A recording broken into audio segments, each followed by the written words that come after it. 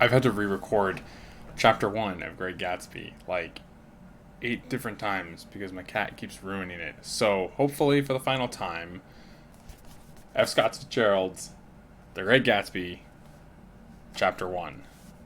Lord knows I'm still gonna mess it up though.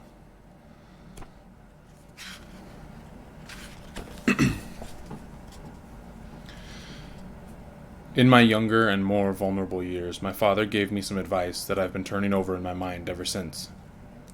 Whenever you feel like criticizing anyone, he told me, just remember that all the people in this world haven't had the advantages that you've had. He didn't say any more, but we've always been unusually communicative in a reserved way, and I understood he meant a great deal more than that. In consequence, I'm inclined to reserve all judgments, a habit that has opened up many curious natures to me, and also made me the victim of not a few veteran bores. The abnormal mind is quick to detect and attach itself to this quality when it appears in a normal person. And so it came about that in college I was unjustly accused of being a politician, because I was privy to the secret griefs of wild, unknown men. Most of the confidences were unsought. Frequently I have feigned sleep, preoccupation, or a hostile levity when I realized by some unmistakable sign that an intimate revelation was quivering on the horizon. For the intimate revelations of young men, or at least the terms in which they express them, are usually plagiaristic and marred by obvious suppressions. Reserving judgments is a matter of infinite hope. I am still a little afraid of missing something if I forget that, as my father snobbishly suggested and I snobbishly repeat, a sense of the fundamental decencies is parceled out unequally at birth. And after boasting this way of my tolerance, I come to the admission that it has a limit. Conduct may be founded on the hard rock or the wet marshes, but after a certain point I don't care what it's founded on. When I came back from the East last autumn, I felt that I wanted the world to be in uniform and at a sort of moral attention forever. I wanted no more riotous excursions with privileged glimpses into the human heart. Only Gatsby, the man who gives his name to this book, was exempt from my reaction. Gatsby, who represented everything for which I have an unaffected scorn. If personality is an unbroken series of successful gestures, then there was something gorgeous about him, some heightened sensitivity to the promises of life, as if he were related to one of those intricate machines that register earthquakes 10,000 miles away. This responsiveness had nothing to do with that flabby impressionability which is dignified under the name of the creative temperament. It was an extraordinary gift for hope, a romantic readiness such as I have never found in any other person, and which it is not likely I shall ever find again. No, Gatsby turned out all right at the end. It is what preyed on Gatsby, what foul dust floated in the wake of his dreams that temporarily closed out my interest in the abortive sorrows and short-winded elations of men. My family have been prominent, well-to-do people in this middle western city for 3 generations. The Carraways are something of a clan, and we have a tradition that we're descended from the Dukes of Buccleuch, but the actual founder of my line was my grandfather's brother, who came here in '51, sent a substitute to the Civil War, and started the wholesale hardware business that my father carries on today. I never saw this great-uncle, but I'm supposed to look like him, with special reference to the rather hard-boiled painting that hangs in Father's office.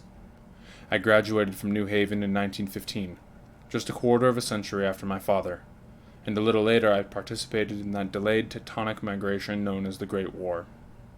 I enjoyed the counter-raid so thoroughly that I came back restless. Instead of being the warm center of the world, the Middle West now seemed like the ragged edge of the universe, and so I decided to go east and learn the bond business. Everybody I knew was in the bond business, so I supposed it could support one more single man. All my aunts and uncles talked it over as if they were choosing a prep school for me, and finally said, "Why, yes," with very grave, hesitant faces. Father agreed to finance me for a year, and after various delays I came east. Permanently, I thought, in the spring of '22. The practical thing was to find rooms in the city, but it was a warm season, and I had just left a country of wide lawns and friendly trees, so when a young man at the office suggested that we take a house together in a commuting town, it sounded like a great idea. He found the house, a weather-beaten cardboard bungalow at $80 a month. But at the last minute the firm ordered him to Washington, and I went out to the country alone. I had a dog, or at least I had him for a few days until he ran away, and an old Dodge and a Finnish woman who made my bed and cooked breakfast and muttered Finnish wisdom to herself over the electric stove. It was lonely for a day or so until one morning some man, more recently arrived than I, stopped me on the road. "How do you get to West Egg Village?" he asked helplessly. I told him, and as I walked on I was lonely no longer. I was a guide, a pathfinder, an original settler. He had casually conferred on me the freedom of the neighborhood. And so, with the sunshine and the great bursts of leaves growing on the trees, just as things grow in fast movies, I had that familiar conviction that life was beginning over again with the summer. There was so much to read, for one thing, and so much fine health to be pulled down out of the young, breath-giving air. I bought a dozen volumes on banking and credit and investment securities, and they stood on my shelf in red and gold like new money from the mint, promising to unfold the shining secrets that only Midas and Morgan and Masonius knew. And I had the high intention of reading many other books besides. I was rather literary in college.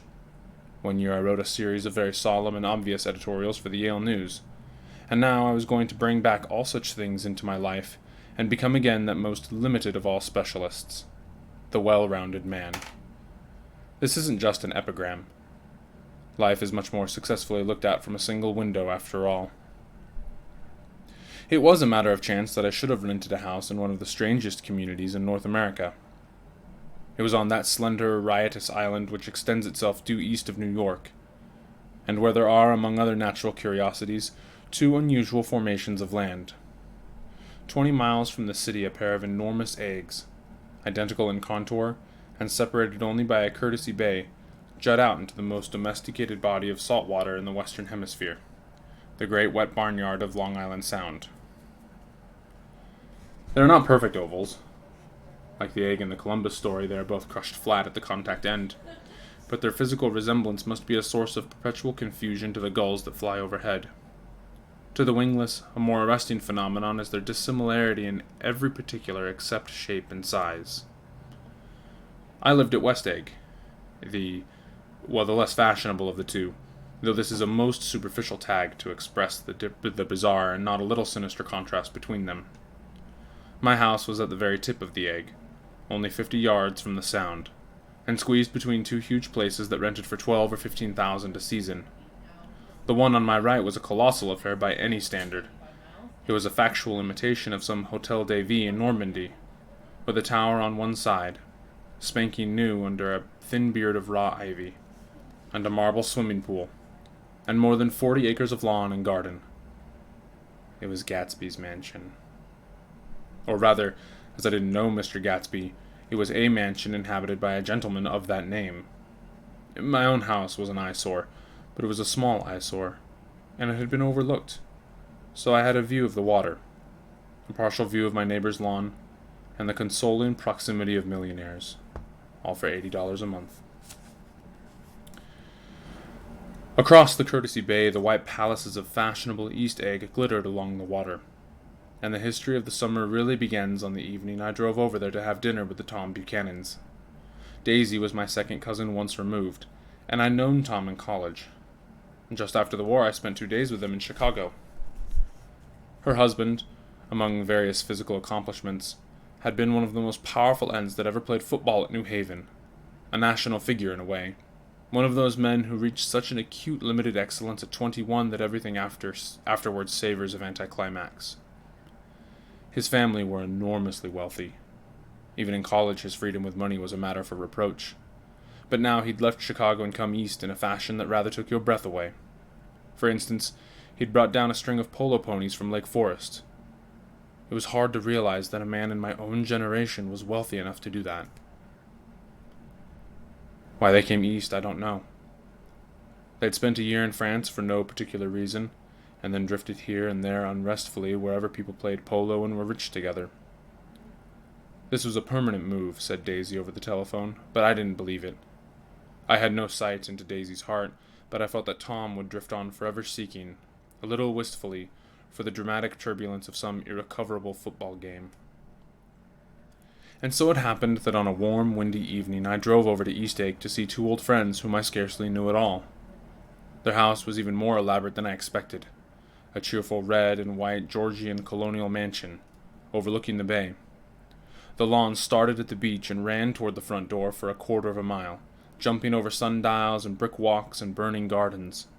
Finally, when it reached the house, drifting up the side in bright vines, as though from the momentum of its run. The front was broken by a line of French windows, glowing now with reflected gold, and wide open to the warm, windy afternoon, and Tom Buchanan in riding clothes was standing with his legs apart on the front porch. He had changed since his New Haven years. Now he was a sturdy, straw-haired man of 30, with a rather hard mouth and a supercilious manner. Two shining, arrogant eyes had established dominance over his face, and gave him the appearance of always leaning aggressively forward. Not even the effeminate swank of his riding clothes could hide the enormous power of that body. He seemed to fill those glistening boots until he strained the top lacing, and you could see a great pack of muscles shifting when his shoulder moved under his thin coat. It was a body capable of enormous leverage. A cruel body. His speaking voice, a gruff, husky tenor, added to the impression of fractiousness he conveyed. There was a touch of paternal contempt in it, even toward people he liked, and there were men in New Haven who had hated his guts. "Now, don't think my opinion on these matters is final," he seemed to say, "just because I'm stronger and more of a man than you are." We were in the same senior society, and while we were never intimate, I always had the impression that he approved of me and wanted me to like him with some harsh, defiant wistfulness of his own. We talked for a few minutes on the sunny porch. "I've got a nice place here," he said, his eyes flashing about restlessly. Turning me around by one arm, he moved a broad, flat hand along the front vista, including in its sweep a sunken Italian garden, a half-acre of deep, pungent roses, and a snub-nosed motorboat that bumped the tide offshore. "It belonged to Domain, the oil man."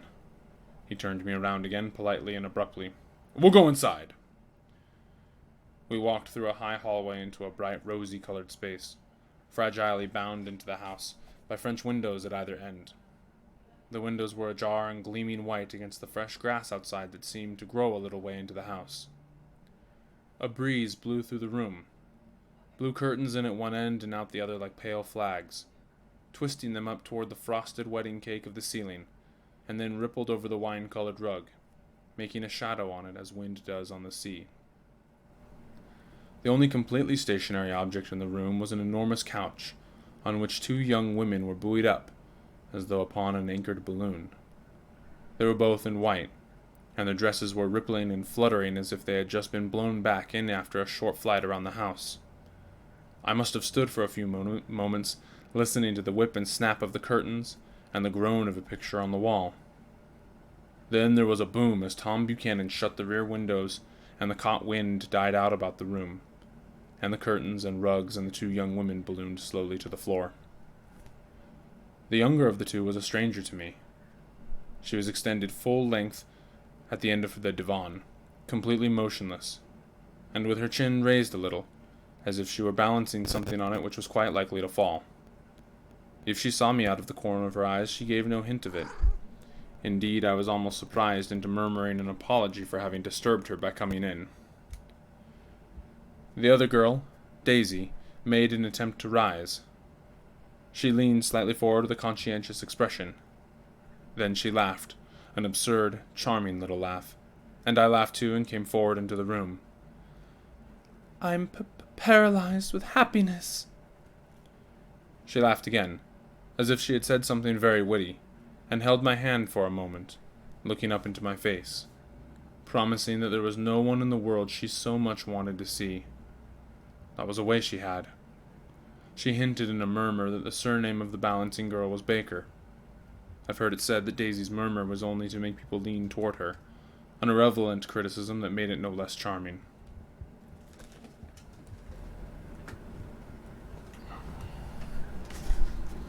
At any rate, Miss Baker's lips fluttered. She nodded at me almost imperceptibly, and then quickly tipped her head back again. The object she was balancing had obviously tottered a little and given her something of a fright. Again, a sort of apology rose to my lips. Almost any exhibition of complete self-sufficiency draws a stunned tribute from me. I looked back at my cousin, who began to ask me questions in her low, thrilling voice. It was the kind of voice that the ear follows up and down, as if each speech is an arrangement of notes that will never be played again. Her face was sad and lovely, with bright things in it, bright eyes, and a bright, passionate mouth, but there was an excitement in her voice that men who had cared for her found difficult to forget, a singing compulsion, a whispered, "Listen," a promise that she had done gay, exciting things just a while since, and that there were gay, exciting things hovering in the next hour. I told her how I'd stopped off in Chicago for a day on my way east, and how a dozen people had sent their love through me.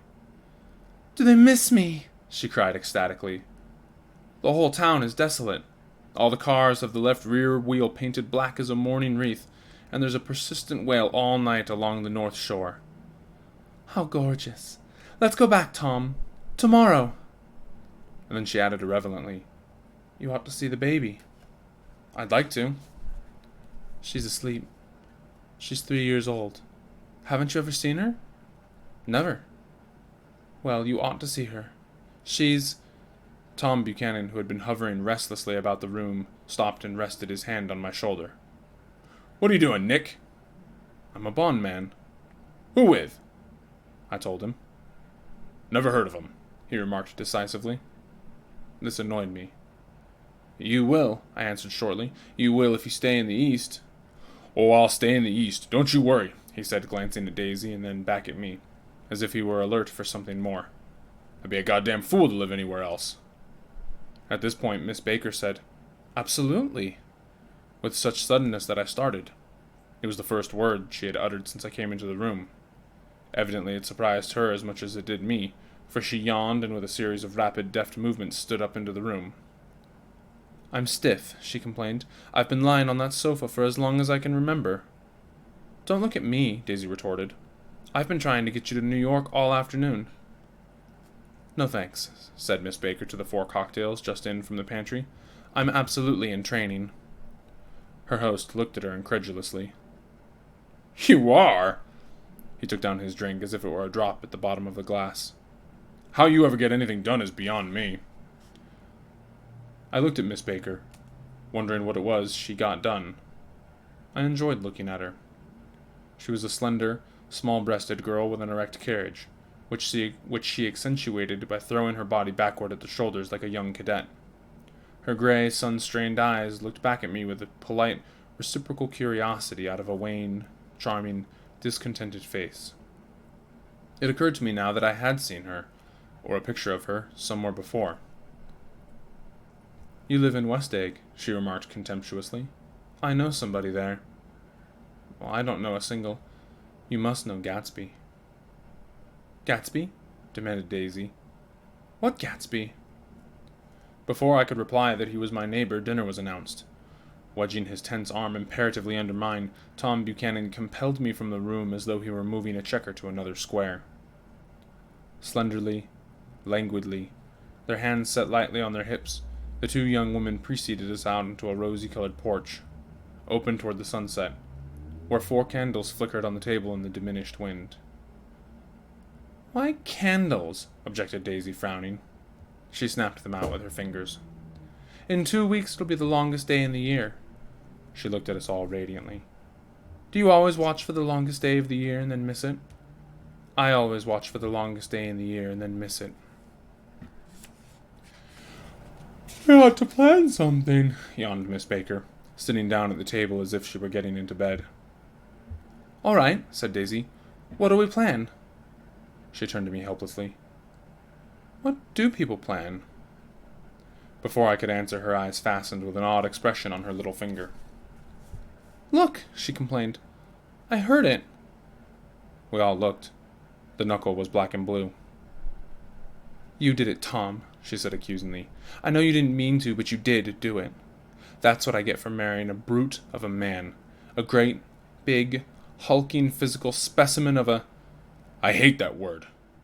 Hulking," objected Tom crossly. "Even in kidding." "Hulking," insisted Daisy. Sometimes she and Miss Baker talked at once, unobtrusively and with a bantering inconsequence that was never quite chatter, that was as cool as their white dresses and their impersonal eyes in the absence of all desire. They were here, and they accepted Tom and me, making only a polite, pleasant effort to entertain or to be entertained. They knew that presently dinner would be over, and a little later the evening too would be over, and casually put away. It was sharply different from the West, where an evening was hurried from phase to phase toward its close, in a continually disappointed anticipation, or else in sheer nervous dread of the moment itself. "You make me feel uncivilized, Daisy," I confessed on my second glass of corky but rather impressive claret. "Can't you talk about crops or something?" I meant nothing in particular by this remark, but it was taken up in an unexpected way. "Civilization's going to pieces," broke out Tom violently. "I've gotten to be a terrible pessimist about things. Have you read The Rise of the Colored Empires by this man Goddard?" "Why, no," I answered, rather surprised by his tone. "Well, it's a fine book. Everybody ought to read it. The idea is, if we don't look out, the white race will be utterly submerged. It's all scientific stuff. It's been proved." "Tom's getting very profound," said Daisy, with an expression of unthoughtful sadness. "He reads these deep books with long words in them. What was that word we—" "Well, these books are all scientific," insisted Tom, glancing at her impatiently. "This fellow has worked out the whole thing. It's up to us, who are the dominant race, to watch out, or these other races will have control of things." "We've got to beat them down," whispered Daisy, winking ferociously toward the fervent sun. "You ought to live in California," began Miss Baker, but Tom interrupted her by shifting heavily in his chair. "This idea is that we're Nordics. I am, and you are, and—" After an infinitesimal hesitation, he included Daisy with a slight nod, and she winked at me again. "And we've produced all the things that go to make civilization. Science, art, all that. Do you see?" There was something pathetic in his concentration, as if his complacency, more acute than of old, was not enough to him any more. When almost immediately the telephone rang inside and the butler left the porch, Daisy seized upon the momentary interruption and leaned toward me. "I'll tell you a family secret," she whispered enthusiastically. "It's about the butler's nose. Do you want to hear about the butler's nose?" "That's why I came over tonight." "Well, he wasn't always a butler. He used to be the silver polisher for some people in New York that had a silver service for 200 people. He had to polish it morning till night, until finally it began to affect his nose." "Things went from bad to worse," suggested Miss Baker. "Yes, things went from bad to worse until he finally had to give up his position." For a moment the last sunshine fell with romantic affection upon her glowing face. Her voice compelled me forward breathlessly as I listened. Then the glow faded, each light deserting her with lingering regret, like children leaving a pleasant street at dusk. The butler came back and murmured something close to Tom's ear, whereupon Tom frowned, pushed back his chair, and without a word went inside. As if his absence quickened something within her, Daisy leaned forward again, her voice glowing and singing. "I love to see you at my table, Nick. You remind me of a rose, an absolute rose. Doesn't he?" She turned to Miss Baker for confirmation. "An absolute rose?" This was untrue. I am not even faintly like a rose. She was only extemporizing, but a stirring warmth flowed through her, as if her heart was trying to come out to you concealed in one of those breathless, thrilling words. Then suddenly she threw her napkin on the table. And excused herself, and went into the house. Miss Baker and I exchanged a short glance consciously devoid of meaning. I was about to speak when she sat up alertly and said, "Shh!" in a warning voice. A subdued, impassioned murmur was audible in the room beyond, and Miss Baker leaned forward unashamed, trying to hear. The murmur trembled on the verge of coherence. sank down, mounted excitedly, and then ceased altogether. "This Mr. Gatsby you spoke of is my neighbor," I said. "Don't talk. I want to hear what happens." "Is something happening?" I inquired innocently. "You mean to say you don't know?" said Miss Baker, honestly surprised. "I thought everybody knew." "I don't." "Why," she said hesitantly, "Tom's got some woman in New York." "Got some woman?" I repeated blankly. Miss Baker nodded. "She might have the decency not to telephone him at dinner time, don't you think?" Almost before I had grasped her meaning, there was the flutter of a dress and the crunch of leather boots, and Tom and Daisy were back at the table. "It couldn't be helped," cried Daisy with tense gaiety. She sat down, glanced searchingly at Miss Baker and then at me, and continued. "I looked outdoors for a moment, and it's very romantic outdoors. There's a bird on the lawn, and I think that must be a nightingale come over on the Cunard or the White Star Line.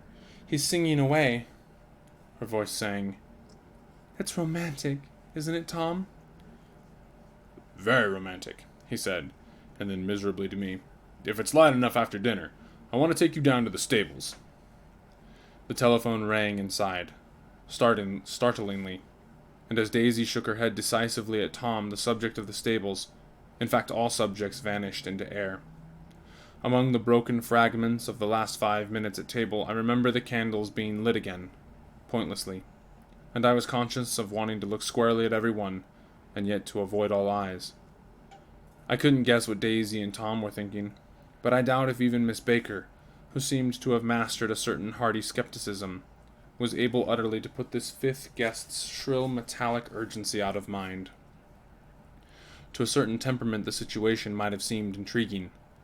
My own instinct was to telephone immediately for the police. The horses, needless to say, were not mentioned again.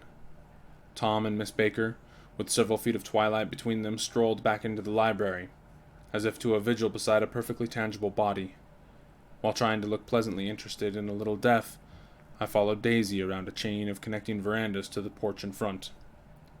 In its deep gloom, we sat down side by side on a wicker settee. Daisy took her face in her hands as if feeling its lovely shape, and her eyes moved gradually out to the velvet dusk. I saw that turbulent emotions possessed her, so I asked what I thought would be some sedative questions about her little girl. "We don't know each other very well, Nick," she said suddenly, "even if we are cousins. You didn't come to my wedding." "I wasn't back from the war." "That's true." She hesitated. "Well, I've had a very bad time, Nick, and I'm pretty cynical about everything." Evidently she had reason to be. I waited, but she didn't say any more, and after a moment I returned rather feebly to the subject of her daughter. "I suppose she talks and eats and everything." "Oh, yes," she looked at me absently. "Listen, Nick, let me tell you what I said when she was born. Would you like to hear?" "Very much. It'll show you how I've gotten to feel about things. Well, she was less than an hour old, and Tom was God knows where. I woke up out of the ether with an utterly abandoned feeling, and asked the nurse right away if it was a boy or a girl. She told me it was a girl, and so I turned my head away and wept. 'All right,' I said. 'I'm glad it's a girl, and I hope she'll be a fool. That's the best thing a girl can be in this world, a beautiful little fool.' You see, I think everything's terrible anyhow," she went on in a convinced way. "Everybody thinks so, the most advanced people. And I know. I've been everywhere, and seen everything, and done everything." Her eyes flashed around her in a defiant way, rather like Tom's, and she laughed with thrilling scorn. "Sophisticated. God, I'm sophisticated." The instant her voice broke off, ceasing to compel my attention, my belief, I felt the basic insincerity of what she had said. It made me uneasy, as though the whole evening had been a trick of some sort to exact a contributory emotion from me. I waited, and sure enough, in a moment she looked at me with an absolute smirk on her lovely face, as if she had asserted her membership in a rather distinguished secret society to which she and Tom belonged. Inside, the crimson room bloomed with light. Tom and Miss Baker sat at either end of the long couch, and she read aloud to him from the Saturday Evening Post. The words, murmurous and uninflected, running together in a soothing tune. The lamplight, bright on his boots and dull on the autumn leaf yellow of her hair, glinted along the paper as she turned a page with the flutter of slender muscles in her arms. When we came in, she held us silent for a moment with a lifted hand. "To be continued," she said, tossing the magazine on the table, "in our very next issue." Her body asserted itself with a restless movement of her knee, and she stood up. 10 o'clock, she remarked, apparently finding the time on the ceiling. "Time for this good girl to go to bed." "Jordan's going to play in the tournament tomorrow," explained Daisy, "over at Westchester." "Oh. Oh, you're Jordan Baker." I knew now why her face was familiar. Its pleasing, contemptuous expression had looked out at me from many rotogave pictures of the sporting life at Asheville and Hot Springs and Palm Beach. I had heard some story of her, too, a critical, unpleasant story, but what it was I had forgotten long ago. "Good night," she said softly. "Wake me at 8, won't you?" "If you'll get up." "I will." "Good night, Mr. Carroway. See you anon." "Of course you will," confirmed Daisy. "In fact, I think I'll arrange a marriage. Come over often, Nick, and I'll sort of, fling you together. You know, lock you up accidentally in linen closets, and push you out to sea in a boat, and all that sort of thing." "Good night," called Miss Baker from the stairs. "I haven't heard a word." "She's a nice girl," said Tom after a moment. "They oughtn't not to let her run around the country this way." "Who oughtn't to?" inquired Daisy coldly. "Her family." "Her family is one aunt about 1,000 years old. Besides, Nick's going to look after her, aren't you, Nick? She's going to spend lots of weekends out here this summer. I think the home influence will be very good for her." Daisy and Tom looked at each other for a moment in silence. "Is she from New York?" I asked quickly. "From Louisville. Our white girlhood was passed together there. Our beautiful white—" "Did you give Nick a little heart-to-heart talk on the veranda?" demanded Tom suddenly. "Did I?" She looked at me. "I can't seem to remember, but I think we talked about the Nordic race. Yes, I'm sure we did. It sort of crept up on us, and first thing you know—" "Don't believe everything you hear, Nick," he advised me. I said lightly that I had heard nothing at all, and a few minutes later I got up to go home. They came to the door with me and stood side by side in a cheerful square of light. As I started my motor, Daisy peremptorily called, "Oh, wait! I forgot to ask you something, and it's important. We heard you were engaged to a girl out west." "That's right," corroborated Tom kindly. "We heard you were engaged." "It's a libel. I'm too poor." "But we heard it," insisted Daisy, surprising me by opening up again in a flower-like way. "We heard it from 3 people, so it must be true." Of course I knew what they were referring to, but I wasn't even vaguely engaged.